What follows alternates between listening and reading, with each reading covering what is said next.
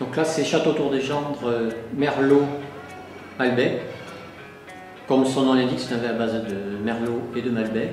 C'est l'entrée de gamme de la propriété. Ce sont les vins les plus difficiles à faire parce que les plus techniques. Autant c'est facile sur un grand terroir de faire exprimer le terroir, autant sur les entrées de gamme où on est sur des vignes avec un petit peu plus de rendement. Là, on doit être à 50 hecto-hectares.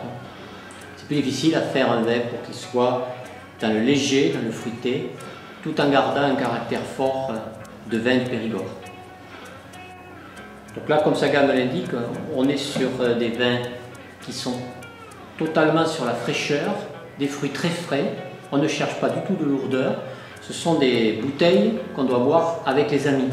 Une bouteille qui ne coûte pas très cher. Elle s'ouvre, on sort le bouchon. Une demi-heure après, la bouteille est vide. C'est le concept de ce vin. Et pour ça, il faut qu'on soit très digeste. Et on ne veut surtout pas de boiser dans ces vins pour garder ce côté très digeste, le côté le plus pur possible, le plus léger possible. Alors c'est un vin qui a très peu de tanin en bouche, et par contre qui est très frais, une belle acidité. Et les fruits sont toujours fruits mûrs sans être dans l'excès de la maturité. Là, la première chose que ce vin indique, c'est que resserre-toi, resserre-toi. C'est un verre qu'on a envie de vider. Et c'est tout l'intérêt de cette gamme. Le nez, c'est très cerise noire. Hein. Sur ce millésime. À un niveau longueur, ça reste une longueur plutôt moyenne. Et c'est pas le but du jeu. C'est un vin à boire tellement rapidement dans l'année qu'on lui demande plutôt d'être hyper aromatique, très fruit,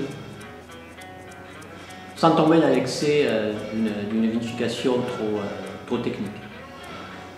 Recette tout simplement, des bons amis, et puis il débarque à l'improviste, donc toute la cuisine que vous pouvez faire à l'improviste. Des pastas, des pâtes à l'ail. Vous pouvez mettre un petit confit ouvert au dernier moment, petite saucisse grillée, petit barbecue. Donc c'est vraiment le vin généreux dans son ensemble. C'est le vin qui dépanne, c'est le vin qui est toujours là, toujours prêt. C'est le bon soldat.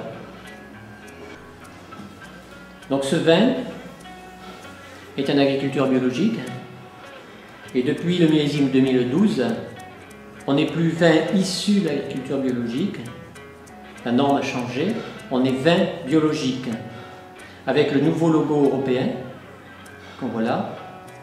Donc l'idée c'est qu'aujourd'hui, on est propre dans le vignoble, et on a une obligation d'être très propre dans le chai. Donc c'est une norme qui vient de sortir le 12 août 2012, et tous les vins bio européens aujourd'hui sont sous la même bannière. C'est une grande avancée pour l'agriculture biologique.